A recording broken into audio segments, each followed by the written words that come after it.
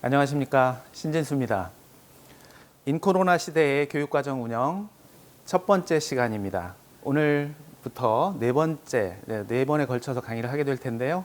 함께 하실 분들 소개해 드리겠습니다. 우리 천안 신대초등학교 이준영 교감선생님, 네, 안녕하세요. 도고초등학교 황은희 선생님, 안녕하세요. 네, 이렇게 두 분과 함께 4시간 동안 하시겠습니다. 첫 번째 시간 주제입니다. 인코로나 시대의 교육과정은 어떻게 편성해야 되는지에 대해서 이야기를 나눠보도록 하겠습니다. 인코로나라는 표현을 썼습니다. 인코로나, 현재 코로나가 확산되고 있고 진정되지 않는 불안한 시대, 세계적으로 팬데믹 상황인 이런 시대를 인코로나 시대라고 표현을 해봤습니다.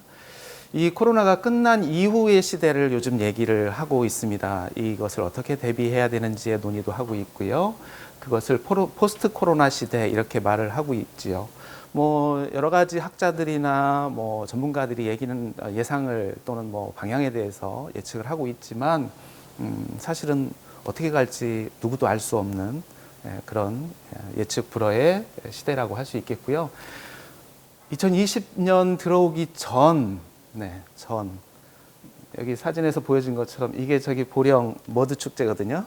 네, 이렇게 많은 사람들이 자유롭게 어울려서 이렇게 즐기고 했던 이 프리코로나라고 이름을 붙여봤습니다. 네, 추억이에요. 추억의 시대가 돼버린 것 같은 느낌입니다.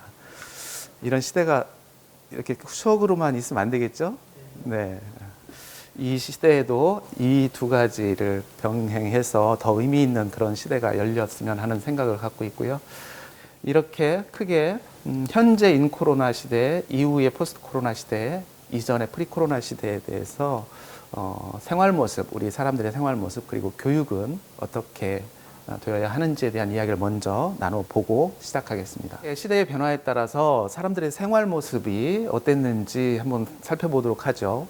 코로나 이전의 시대에서 작년까지입니다. 대규모 행사도 자유롭게 했었고, 또 야구장 자유롭게 다녀오고, 또 목욕탕도 자유롭게 즐기고 했었지 않습니까? 그런데 코로나가 생긴 이후에 가족 단위의 어떤 이렇게 모임, 작은, 그리고 개별 캠핑, 요즘 캠핑이 유행이더라고요. 그리고 온라인 게임이라든지 집에서 혼자 할 수 있는 일, 이런 것들이 많이 활성화됐고요. 그리고 포스트 코로나 예상을 이제 전문가들이 하는데 아마 온라인 개별 활동이나 소모임이 더 강화되지 않을까 이런 얘기들 나누고 있고요. 사람들과의 관계를 맺는 데 있어서도 프리코로나 시대에는 대면 중심의 관계, 의사소통, 만나서 뭔가를 하는 이런 것들이었다면 지금은 어쩔 수 없이 비대면 소통. 또 요즘 택배로 물건 많이 구입하시죠? 네, 택배로 구입하고 이렇게 하는 이런 택배 서비스, 그러니까 비대면 서비스 이런 것들이 훨씬 더 지금 어쩔 수 없는 상황에서 강조되고 있는데 이유는 그럼 어떻게 될 것이냐? 아마도 이미 이렇게 코로나 상황이 닥쳐서 지금 벌써 6개월 이상 이렇게 생활을 해봤단 말이죠. 그럼 저 이전의 시대로 완전히 돌아갈 것인가? 아마 그렇지 않을 것이다. 이렇게 전문가들은 얘기하고 있습니다. 교육의 부분도 한번 이제 살펴보시면 이전의 시대는 오프라인 중심의 학습이었죠. 아이들은 반드시 학교를 나와야 공부를 하는 거였고요. 물론 개별적으로 다른 공부는 충분히 할 수 있지만 중심이 무엇이었는가에 대한 부분입니다. 중심이 오프라인 중심이었고 지금은 제가 불가피한이라는 표현을 썼습니다. 블렌디드를 하고 있습니다. 즉 원격 학습과 등교 학습 이런 수업이 병행되는데 불가피한 상황에서 그런데 지금 이제 미래를 내다보고 준비하는 차원에서 어쩔 수 없는 블렌디드가 아니라 정말 완전한 의미 있는 오프라인 중심의 학습에서 조금 더 의미 있는 쪽으로 어떻게 갈 수 있을지에 대한 고민들을 하고 있다고 보시면 되겠고요. 시간과 장소, 시공에 대한 학습의 시공에 대한 이야기를 해보면 아까 말씀드린 것처럼 작년까지 반드시 아이들은 학교를 왔어야 돼요. 안 오면 뭐예요? 결석이에요. 네. 그렇죠? 네. 학교를 와야만 수업을 인정했단 말이죠. 이런 시스템이었어요. 그런데 지금은 출석하지 않고도 가정에서 온라인 수업을 하고 그것을 출석 일수로 인정을 하죠. 이게 작년 같으면 생각했겠냐고요.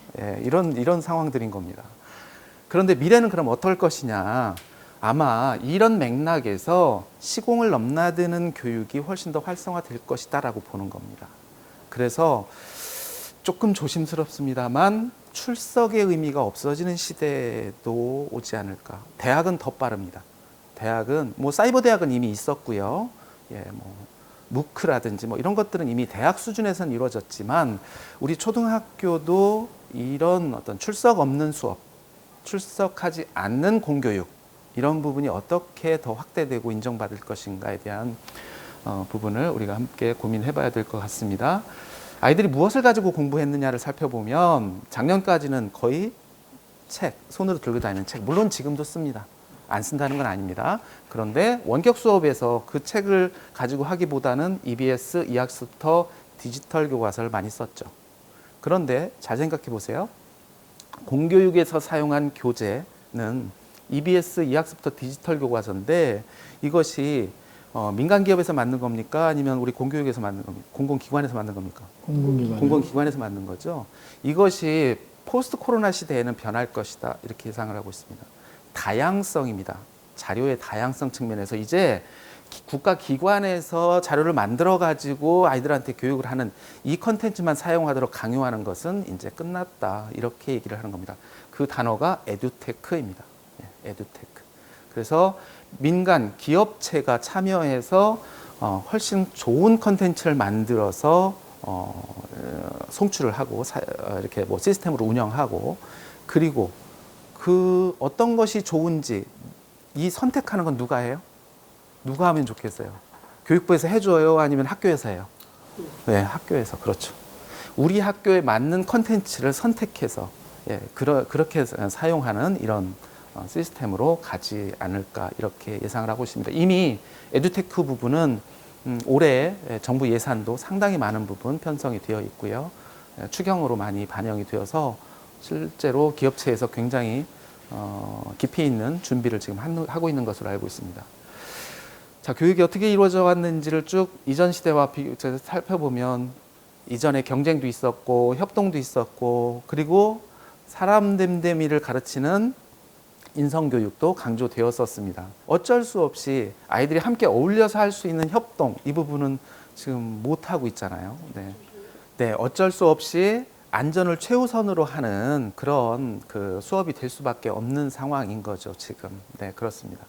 그럼 그 이후의 시대는 어떻게 갈 것인가? 지금 원격 수업이 진행되고 하는 과정 속에서 전문가들은 무엇을 지금 관심을 갖고 있냐면 이전에 교실에 와서 20명, 30명 아이들이 그냥 뭐랄까요, 개별적인 어떤 혜택 또는 개별적인 어떤 능력 이런 것이 고려되지 않은 수업으로 그동안 교실 수업이 진행됐다면 이제 이런 과정을 거치다 보니까 이후에는 학생 한 명 한 명이 어떻게 서로 다르게 태어나고 나서 서로 다르게 성장하고 발달하고 있는데 그 아이에 맞는 교육을 어떻게 하면 의미 있게 할 수 있을까? 이것을 교실 수업과 그다음에 원격 수업을 병행하면서 즉 블렌디드를 통해서 어떻게 좀 구현할 수 있을까에 대한 관심을 좀 갖고 있는데요. 아마도 미래 교육에서는 그런 부분에 좀 더 초점이 맞춰져야 될 것 같고요. 그리고 이전에 우리가 인성 교육이라고 했다면 학생 한 명 한 명의 마음이라든지 상처라든지 또는 뭐 감성 이런 부분들을 이렇게 보듬어 주면서 교육을 하는 정서 교육이 훨씬 더 강조되지 않을까 하는 생각을 해봅니다. 교사는 어떤 사람인가? 이전의 시대는 교사, 선생님 하면 아이들을 어떻게 하는 사람이었어요? 가르치는 사람. 네, 그렇죠. 자, 가르친다라고 하는 표현이 잘 생각해 보면 가르친다라고 하는 것은 뭔가 정해져 있는 것을 정해져 있는 수준까지 이 아이들이 잘 성취하도록 그렇게 선생님이 주도적으로 아이들한테 뭔가를 하도록 하는 것이 가르친다는 표현에 좀 더 가깝지 않을까. 물론 속뜻으로 보면 더 깊이 있겠지만 그런데 거기에서 그 기준에서 생각해 보면 지금은 온라인 뭐 좀 심하게 말하면 온라인 학습 관리자 그렇죠? 네. 그래서 이 학습터에서 어떻게 학습하고 있는지 뭐 출석은 어떻게 했는지 체크하고 관리하고 하는 참 안타까운 상황입니다. 그리고 학습 매니저 뭐 이런 표현들을 좀 써볼 수 있을 것 같은데요. 지금 그런 상황인 거고요.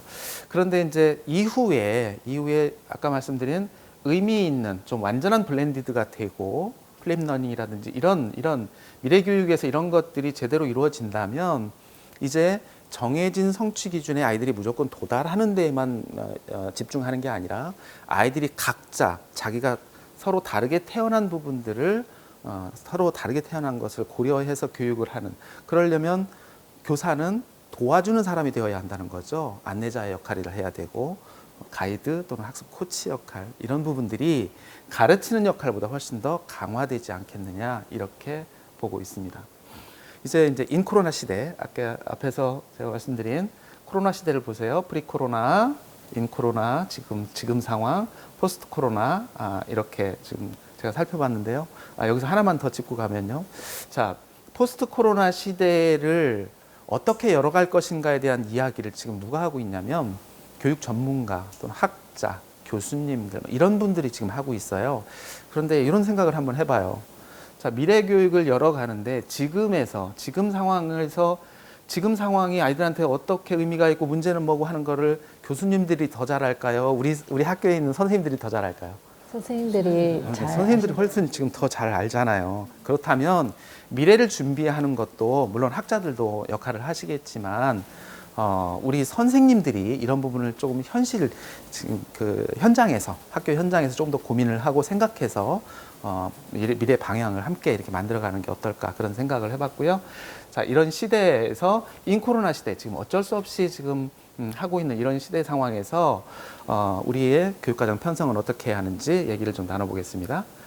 예, 초유의 온라인 개학이라는 것을 했습니다. 한 번도 한 번도 경험하지 않았던 개학이었습니다. 일정을 잠시 되짚어 보면 3월 2일 날 개학했음에도 하지 못하고 휴업 15일, 요거는 수업일수 감축 없었죠. 예, 수업일수 감축 없이 가는 거였고요. 이후 수업일수를 감축했는데 1, 2, 3학년은 19일 감축하고 4, 5, 6학년은 17일 감축한 다음에 온라인 개학을, 이렇게 날짜가 좀 다릅니다만 온라인 개학을 했어요. 이제 수업일수 감축한 부분을 반영해서 원래 190일 중 10% 감축할 수 있게 돼 있죠. 거기에 초 1, 2, 3의 경우는 뭐 딱 맞죠. 171일이니까 딱 맞게 감축했고요. 그러다 보니 여름방학 관계없이 뭐 1학기, 9월 초까지 1학기가 되기도 하고, 이런 상황입니다. 이렇게 수업일수가 감축된 상황이었습니다. 수업 시수도 역시 학년별로 좀 다릅니다. 1, 2학년은 92시간, 3, 4학년은 104시간, 5, 6학년은 116시간 이내에서 감축하도록 지침이 내려왔었고요. 이것은 교과와 창체에서 일단 균형 있게 감축할 수 있도록 그렇게 하고 있습니다. 그래서 이 시수는 대략 4주 정도의 분량, 그러니까 주당 수업 시수로 따졌을 때 4주 정도의 분량이라고 보시면 되겠습니다.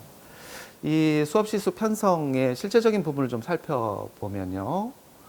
교과별 수업 시수를 감축할 때 고려하도록 지침으로 안내되었던 사항을 먼저 짚어봅니다. 코로나19 상황에 맞는 교사교육과정 설계, 구성, 이 부분이 필요하다. 수업 일수와 수업 시수가 줄어들었어요. 그러면 그게 무슨 얘기죠? 가르칠 시간이 줄어들었다는 거잖아요. 그런데 국가교육과정에서 제시된 성취기준과 교과서 지도서에 있는 내용은 줄어든 거예요? 안 줄어든 거예요? 그대로 있는 거죠. 네. 그럼 어떻게 해야 돼요? 누가 조정해야 돼요? 교사가. 그렇죠. 우리 선생님들이 조정해야 되겠죠. 그게 이제 교사교육과정이라는 거죠. 교사교육과정. 그래서 내용적인 부분에서 어느 부분을 좀 덜어내고 어느 부분을 통합하고 이런 것들을, 이거는 교육부가 해줄 일이 아니라는 거예요. 또 교육청에서 해줄 일도 아니고요. 교장 선생님이 해줄 일도 아닌 거예요. 우리 선생님들이 서로 협업해서 코로나 상황에 맞는 교육과정을, 우리가 통상적으로 재구성이라는 표현을 쓰는데 저는 재구성보다는 이런 표현을 그냥 썼으면 좋겠습니다. 교육과정 설계. 그 교육과정을 단원 구성이라든지 이런 구성이라는 표현을 이렇게 써서 선생님들이 조금 더 적극적으로 이렇게 할 수 있도록 했으면 좋겠고요. 그 기본에 무엇을 기본으로 해야 될 것인가? 그러면 수업 실수는 어차피 줄어드는 거란 말이죠. 그러면 내용을 감축하고 또 방법적인 측면에서도 학생들의 안전을 최우선으로 해야 되기 때문에 이런 상황에서 우리 2020학년도 교육과정 운영은 어디에 중점을 둬야 할까에 대한 부분을 좀 생각해 봐야 되겠죠. 그래서 모든 학년의 학생들이 기초 기본 학력 결손이 없도록 하는데 이 부분에 가장 중점을 둬야 하지 않을까 하는 생각을 합니다. 그래서 교육청에서도 지침으로 이 부분을 지적하고 있습니다. 여기에 이제 이런 표현이 있습니다. 지금 2020학년도 교육과정을 운영하는데 내년 2021학년도 한 학년 올라갔을 때 학습을 또 할 거란 말이죠. 그때 기본적으로 어느 정도 지장이 없는 정도, 이런 정도의 기초 기본 학력을 갖추어야 되겠다. 그런 노력을 우리가 해야 되겠다. 이런 말씀을 드립니다. 특히 저학년의 경우 한글 그리고 수리 능력 이런 부분을 더 강조하고 있습니다. 그리고 다른 학년도 역시 교과별로 수업 일수, 수업 시수를 감축했는데 그럼 성취 기준 어느 한 덩어리를 툭 덜어내도 되느냐? 덜어내도 될까요? 안 되겠습니다. 덜어내지 않아야 되죠. 덜어내지 않은 상황에서 중요하게 다뤄야 될 성취 기준과 그렇지 않은 성취 기준에서 실수 조정을 하고 그런 부분을 우리 선생님들이 하셔야 될 것 같습니다. 자, 수업 실수 편성 예시를 충남교육청에서 이렇게 예시 자료를 만들어서 줬는데요. 3학년 거를 좀 살펴보시면요. 표가 좀 복잡합니다. 근데 우리 선생님들은 보시면 금방 눈에 들어올 것 같아요. 자, 일단 이 표의 숫자 중 이렇게 횡으로 좀 보면요. 이 중 국가교육과정에서 딱 정해준 것이 어디 있을까요? 가장 왼쪽, 그죠? 네, 왼쪽에. 그래서 학년군 국가 기준 실수 이렇게 되어 있습니다. 그래서 국어 408시간, 이게 두 개 학년군이니까 3, 4학년군이고 빨간색으로 1972시간이 두 개 학년 동안 반드시 학습을 해야 될 시간인 거죠. 이 시간은 반드시 지켜야 할 시간인 거예요.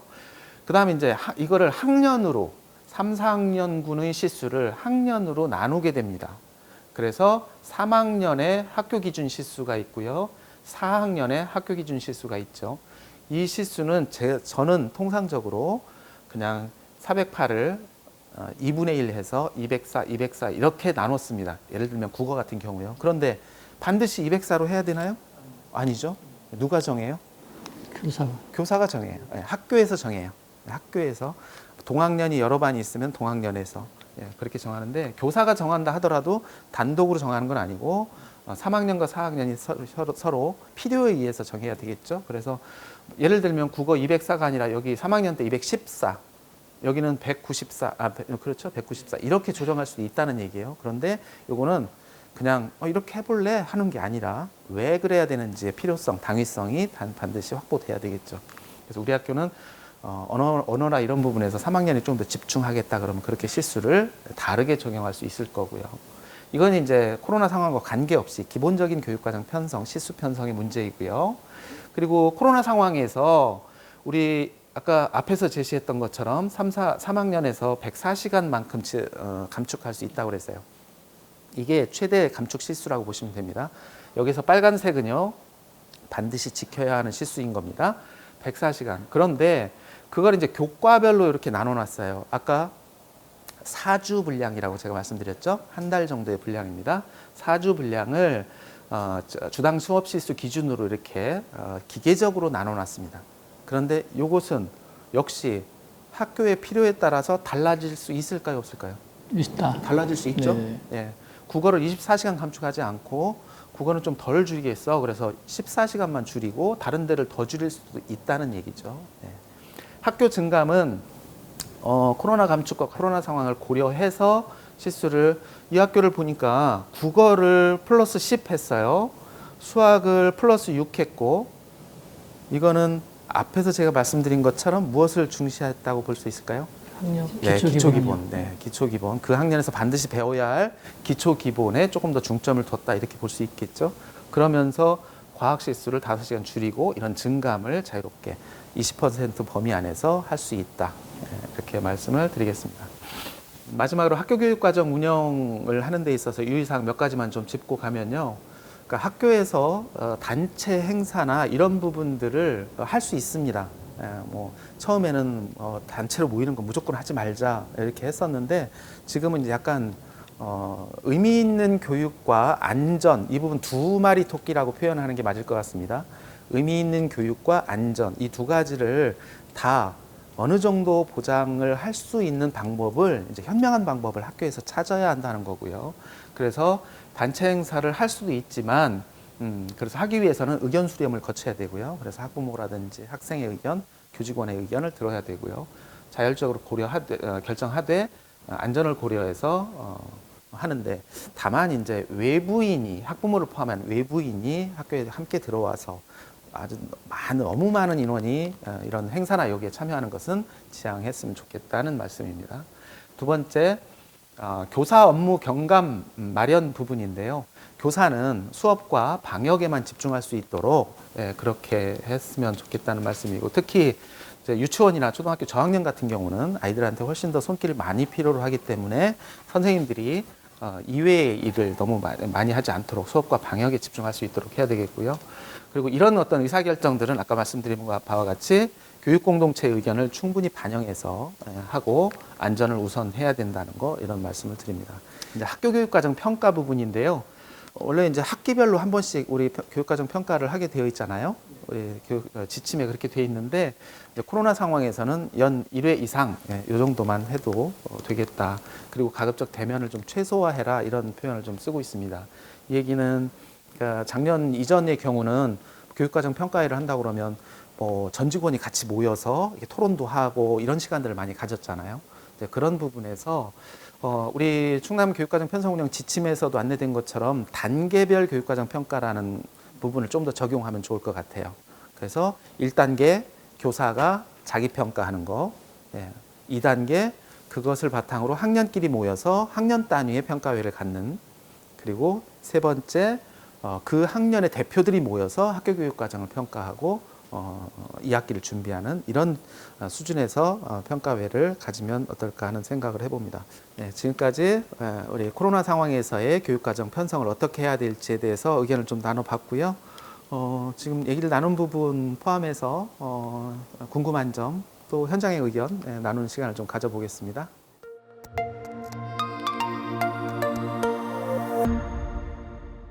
네, 교장 선생님께서 제시해 주신 실수 편성 예시 자료에 보면 창의적 체험 활동이 12시간 감축된 걸로 나와 있는데요.